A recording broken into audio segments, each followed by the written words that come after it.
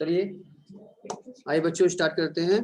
हम क्वेश्चन लिख दे रहे हैं, आप सब लोग मेरे साथ साथ पहले क्वेश्चन लिखेंगे, ठीक है, उसके बाद सॉल्व करेंगे। ठीक, कीजिए। हमने लिखा एम लिमिटेड, क्वेश्चन लिखिए। M limited issued 20,000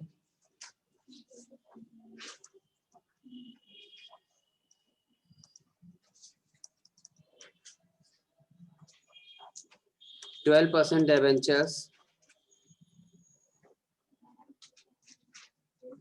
of rupees 100 each at a premium of 10%. Yes, sir. Yes. Which will be redeemed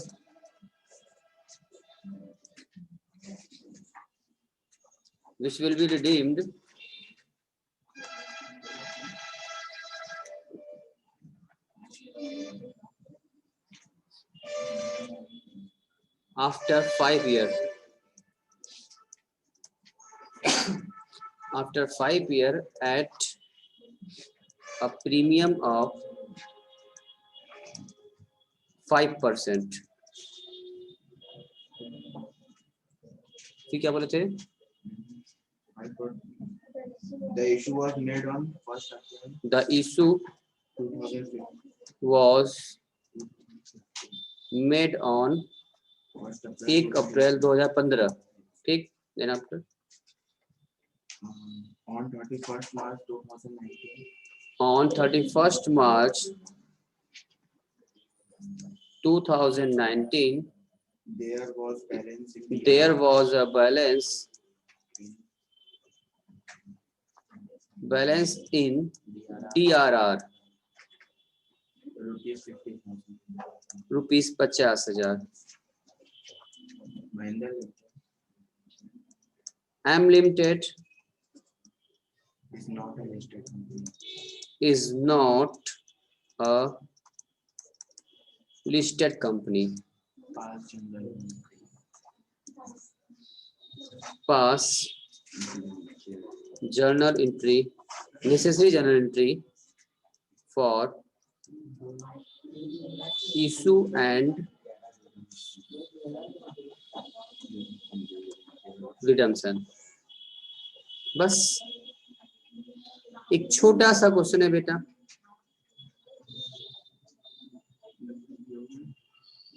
एकदम छोटा सा क्वेश्चन। इन नंबर जी नोट कर लिया? पंकज नोट कर रहे हो गया? हटाएं इसको यहाँ से। Yes, sir. प्रज्ञा हटा दें। Yes sir. आइए करते हैं, आप भी कीजिए, हम भी करते हैं। तो सबसे पहले हम चेक करेंगे, इशू करना है हम लोगों को, ठीक है। तो इशू एंट्री हम आपसे हमें कर देते हैं। इशू एंट्री क्या एंट्री होती है भैया? फर्स्ट एंट्री क्या पास करें इशू की हम लोग? चलिए अब साइड करते हैं। तो 1/4/2015 को इशू किया गया था बैंक अकाउंट डेबिट। आप भी करिए पहले से और हम भी करें साथ साथ। Bank account debit to debenture application and allotment account. Amount क्या भरना होगा बेटा? 100 का डिबेंचर था, 10% प्रीमियम यानी 110 रुपया हो गया। 110 इंटू इधर देखो, इधर मेरी तरफ आप कंसंट्रेट करेंगे तभी समझ पाएंगे, फिर घबराएगा। 110 इंटू 20,000 कितना आ जाएगा? 22 लाख, 22 लाख। ठीक, देन आफ्टर अब सेकेंडरी करना हो इशू का ही हमको, तो बोलेंगे debenture application and allotment account debit to, क्योंकि यहाँ पे क्या है, डबल प्रीमियम है ना, इशू पे प्रीमियम है और रिडम्पशन पे प्रीमियम है, तो एक लाइन छोड़ना पड़ेगा हमको और यहाँ लिखेंगे क्या हम लोग 12% डिबेंचर अकाउंट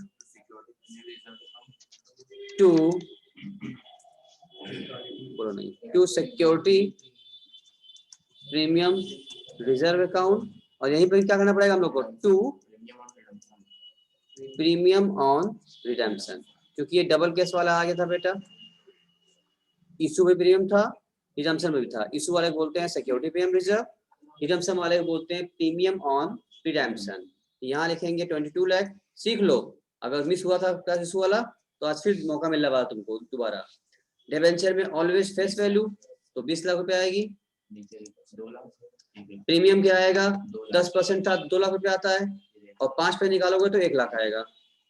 ये इशू का था, ये रिडेम्पशन का था। अब हम यहाँ चेक करेंगे कि क्या एंट्री में बराबर दिख रही है, बराबर नहीं दिख रही है, अपने आप डिफरेंस बता रहा है, यही लॉस वाला रिडेम्पशन वाला। यहाँ लिखेंगे लॉस ऑन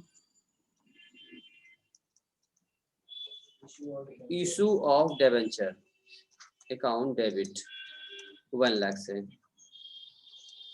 अब बराबर हो गया। इस प्रकार डबल प्रीमियम वाला केस में हमारे एंट्री पास हुई हमारी इशू के रिगार्डिंग, 2 एंट्री पास किया, इशू संबंधित पास हो गया। अब हमको रिडम्पशन एंट्री पास करनी है, इसी के आगे रिडम्पशन डेट क्या था बेटा, 5 साल कहा था, तो 5 से बढ़ क्या डेट आएगा, 31 मार्च 16 को 1 साल होगा, 17 को 2 साल, 18 को 3 साल, 19 को 4 साल, 31 मार्च 20 को 5 साल हो जाएगा। 31 मार्च 20 को रिडम्पशन करना होगा, और डीआरआर का बनाना है, इसका मतलब जब 31 मार्च 2020 को रिडेम्पशन करना है, इसका मतलब कि डीआरआर कब बनाना होगा हम लोगों को, 31 मार्च 2019 को बनाना पड़ेगा as per the SEBI guideline. Last 31 March को बनना चाहिए, 19 बनना चाहिए। कहीं क्वेश्चन कुछ लिखा नहीं है डेट वगैरह, खुद से समझना है, खुद डिसाइड करना है गाइडलाइन के हिसाब से, सेबी गाइडलाइन के हिसाब से। मुझे कहा था लास्ट के 31 मार्च को 10%, क्वेश्चन में दिया भी नहीं है, बस कह दिया अनलिस्टेड, तुम समझ जाओ, ठीक है। तो क्या हो गया, 10% हमको डीआरआर निकालना होगा, किस वैल्यू का, प्रीमियम सहित 22 लाख का या 20 लाख का, ऑलवेज डिबेंचर निकलता है, ऑलवेज डिबेंचर निकलता है, ठीक है ना। प्रीमियम तो अलग चीज हो गई, हम डिबेंचर की बात कर रहे हैं। तो 20 लाख का 10% कितना होता है, 2 लाख रुपए होता है बेटा। अब बता रहा है कि उस समय तक डीआरआर कुछ बना भी चुके हैं, और कितना बनाए हैं, 50,000। जरूरत है, मिनिमम जरूरत कितना है, 2 लाख की, 50,000 ऑलरेडी बना हुआ है, तो अब हम कितने का बनाए कि 2 लाख हो जाए। अगर न बना होता पहले से कुछ, 2 लाख पूरा बनाते 10% एज पर गाइडलाइन, लेकिन अगर जितना बना हुआ है रिकमेंड निकाल लो, 20 लाख का निकाला, 10% 2 लाख आता है, 50,000 पहले से डीआर बना हुआ है, 2 लाख की जरूरत है हमको, ना होता 2 लाख पूरा बनाते, 50,000 दिया हुआ है उसको काट के बाकी बना दो ताकि 2 लाख पूरा हो जाए हमारा। तो अब कितना बनाएंगे हम लोग, किस डेट बनाएंगे, 31 मार्च 2019 को हम ये बनाना होगा हम लोगों को, ठीक है, कोई दिक्कत नहीं। तो क्या एंट्री बनाएंगे आप, हम लोग बोलेंगे surplus in statement of profit loss account debit to DRR account, debenture redemption reserve account, आप पूरा लिखेंगे 1,50,000। ये 1,50,000 कहाँ से आया, आपको समझ में आया या नहीं समझ, बता दो हमको, आया। यहाँ था ना 20 लाख रुपए का डिबेंचर था, हम बना भी दे रहे हैं, इसका 10% हमको रिक्वायर्ड होता है डीआरआर, डीआरआर निकालने का 10% तो कितना आता है, 2 लाख रुपए, जिसमें से ऑलरेडी कितना था मेरे पास, 50,000 था हमारे पास डीआरआर, ठीक है ना। तो कितना बच गया, 1,50,000, यानी कि ऑलरेडी क्रिएटेड था, ये टू बी क्रिएटेड, इतना बना लेंगे हम लोग, डीआरआर का काम हो जाएगा हमारा। इस तरह से आया था डीआरआर, बना भी दिया आपके सामने, डीआरआर तो हो गया। अब बात करना होगा डीआरआई की, अगर हमको, तो डीआरआई कैसे बनाएंगे, 15% निकालना होगा, किस 1.5 लाख रुपए का, इस डीआरआर अमाउंट का, इस 50,000 का, 22 लाख का, ऑलवेज डिबेंचर की फेस वैल्यू से बात करना है हमको, और डीआरआई बनेगा, इन्वेस्टमेंट होगा 15%। क्वेश्चन कहीं लिखा नहीं है, एग्जाम में भी नहीं लिखा रहेगा, कोई बात नहीं, आपको खुद से यूज करना होगा और नोट लगाना होगा नीचे, कैश पर सेवी गाइडलाइन। अब यानी 15% हमको लगाना था, डीआरआई बनाना है, और डीआरआई डेट क्या होती है, 30 अप्रैल 2020 19, 31 मार्च तो को नहीं था। हाँ, स्टार्ट होते वक्त 2019। ये डेट भी आपको ध्यान रहे, डेट पर भी मार्क्स रहेगा आपका, ये चेक किया जाएगा डीआर कब बनाया। अब 31 मार्च को 20 को बना लो डीआर ना, डीआरआई काम खत्म हो जाएगा, क्वेश्चन कट जाएगा। डेट भी बहुत मायने रखता है इसका, कब बनाना डीआरआई। अब अगर ये दोनों 31 मार्च बना दिए होते, कट गया होता हमारा। तो एज पर गाइडलाइन ये भी 19 बन गया हमारा, और 30 अप्रैल तक बनता है डीआरआई, तो डीआरआई बना लो तुम लोग। अच्छा, अगर क्वेश्चन में दिया होता कि 15 अप्रैल को डीआरआई उन्होंने कर दिया है, इन्वेस्टमेंट कर दिया है, तभी 30 अप्रैल लिखते, तब 15 लिखते, तो क्या गलत होता? हाँ, 30 तक कर सकते हैं, 30 के पहले भी हो सकता है, इसका मतलब 30 के बाद नहीं हो सकता, 30 के पहले 1 अप्रैल से 30 अप्रैल तक में 30 दिन का मौका है, हो सकता है। नहीं, डीआरआई बना लो पहले, डीआरआई बना लो पहले। आगे अगला क्या है भाई, डिवेंचर लोन लिया किस लिए था? यूज करने के लिए, पहले इन्वेस्ट कर दो, लोन का ये था, डिवेंचर का इशू किया था, तब इन्वेस्ट करना था, तो चलो जरूरत है। तो अब यहाँ आइए, आप बात करिए, तो इसको डीआरआई करने की एंट्री क्या होगी? Debenture redemption investment account debit to, क्या लिखे हैं? To bank account, to bank account. कितना पैसा आएगा? 20 लाख रुपए का आपको निकालना है 15% ना, तो 20 लाख रुपए का 15% आप निकालेंगे, तो कितना आ गया भैया? 3 लाख का आ गया। अब इन्वेस्टमेंट सेल के बारे में कुछ क्वेश्चन इन्फॉर्मेशन तो है नहीं कि कितने बिका है, ब्रोकरेज क्या था, कमीशन क्या, कुछ बोल रहा है? कुछ नहीं कह रहा है। जितना इन्वेस्ट किए थे उसी प्राइस पर हम सेल कर देंगे बुक फेस वैल्यू पर। अगर क्वेश्चन में यहाँ कुछ ऐड कहा होता करने के लिए तो करते, ठीक है ना? कुछ नहीं कहा है, इसी प्राइस पर क्या करना पड़ेगा? इन्वेस्टमेंट सेल कर दो। इन्वेस्टमेंट सेल करने की क्या एंट्री होती है बेटा? किस डेट पर होगा सेल इन्वेस्टमेंट? बताओ डेट, बताओ फट से। 31 मार्च 2020 आ गया बेटा। इन्वेस्टमेंट करने के पहले ही बेच दोगे? 30 अप्रैल को इन्वेस्टमेंट किया है, 1 महीना पहले बेच दोगे? क्या बेचोगे? पहले इन्वेस्ट तो करो तब ना बेचोगे। तो 31 अप्रैल 2020 आएगा, यहाँ इसको सेल कर देंगे। हम बोलेंगे bank account debit, bank account debit to क्या? डीआरआई। और कुछ भी यहाँ पर परसेंटेज मालूम नहीं है कि कितना सेल परचेज, कुछ देता है तो वही प्राइस लिख देते हैं, 3 लाख का ही बेच दो। तत्पश्चात अब इसको क्या, डिबेंचर को ड्यू करना पड़ेगा हम लोगों को। ड्यू कब होगा? वो भी 31 मार्च 2020 को ही ड्यू होगा। एंट्री क्या पास करेंगे? कर लो, अच्छा लिख लेते हैं पूरा। 12% डिबेंचर अकाउंट डेबिट। अरे प्रीमियम भी तो है बेटा, क्योंकि रिडम्पशन प्रीमियम होना है, तो ड्यू करते वक्त प्रीमियम करना ही पड़ेगा हमको।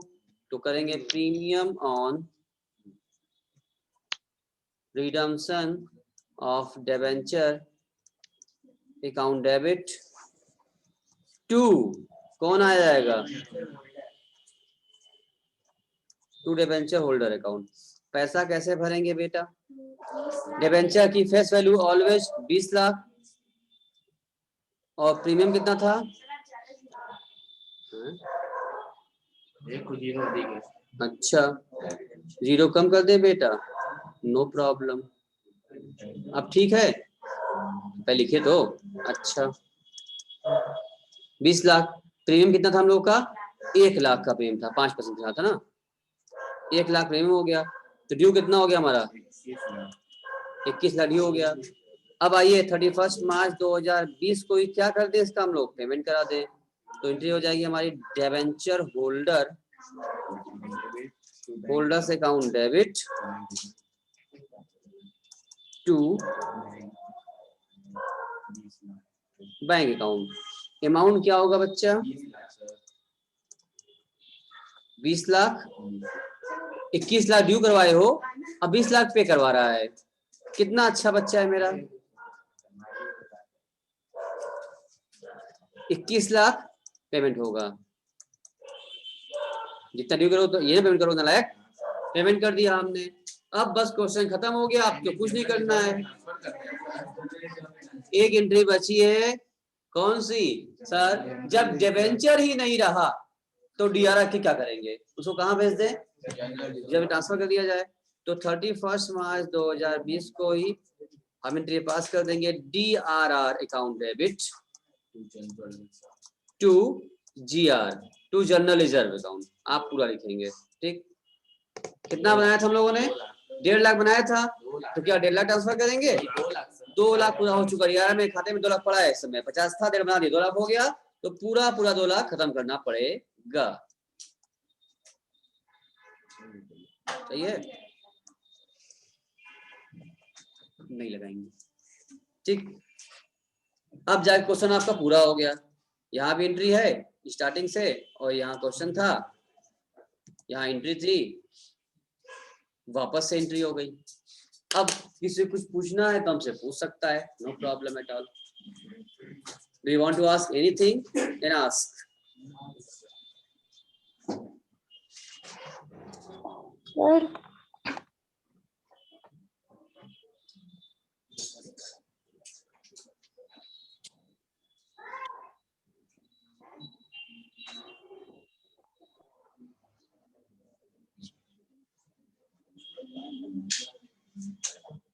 इन नम्मा जी कुछ पूछना है, देन आस्क।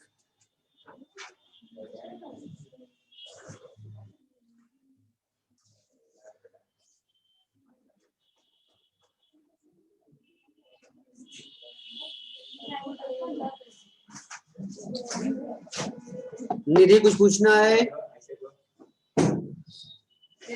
निधि कुछ पूछना है, यस सर। पूछिए।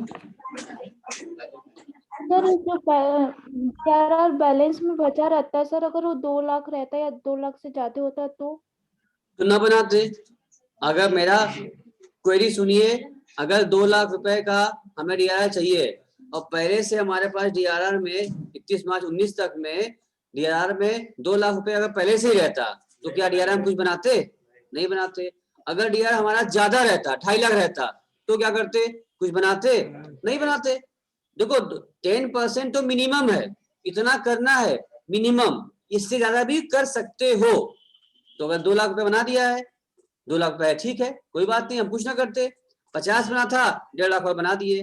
2 लाख बैलेंस रहता, हम DRR बिल्कुल ना बनाते, आगे बढ़ जाते, डायरेक्ट DRI कर लेते। अच्छा, अगर 2.5 लाख होता तो भी कुछ ना करते, सीधे DRI करते 15%, एक्स्ट्रा DRR हो गया, कोई बात नहीं। यहाँ आके जब DRR टू GR करते, लास्ट एंट्री ट्रांसफर करते GR में, जनरल रिजर्व में, तो 2.5 लाख से कर देते।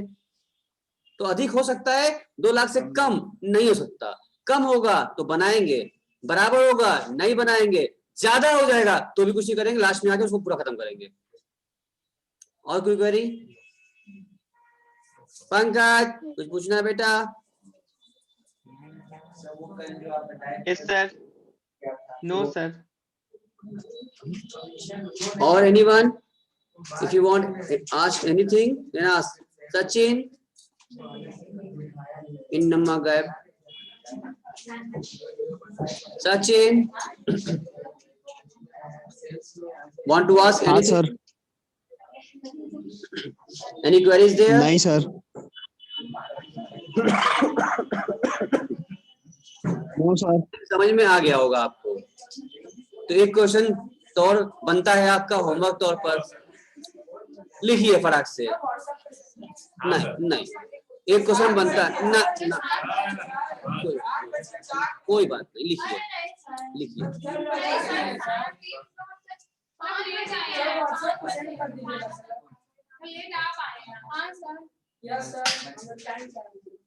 तो